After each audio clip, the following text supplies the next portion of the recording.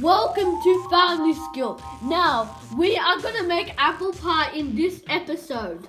So, be sure to subscribe, like or hit the bell for more notifications. So the ingredients are chopped apple and some puff pastry. So this is the easiest way of making apple pie. So let's get started on here. So first we need to put some apples into the puff pastry. If you want it, you can cut it if you want. So just put apples into the puff pastry. Whoa. Yeah, sorry about the camera. I'll just stop there.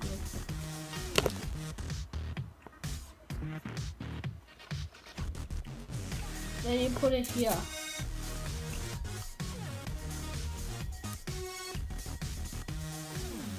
Just show you it one more time, then it will be a fast forward. So we first put in the apples, then we roll the puff pastry up.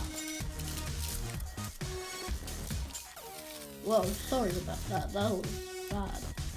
Okay, we're gonna now do a fast forward. So see you guys, and make sure you repeat that for all of them.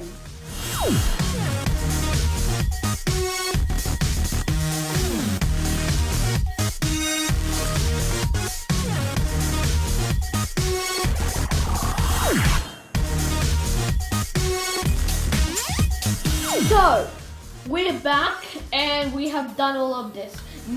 All of the cuttings and putting the apples in the puff pastry.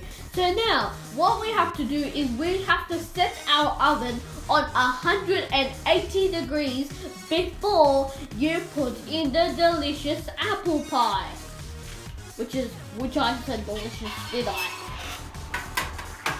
So, we're gonna put it in. And make sure it's on groovy 180 degrees. So it should be on 180 degrees. And you wait for 15 to 20 minutes or until it gets brown. So that's what you have to do for your waiting list. So see ya when it gets ready.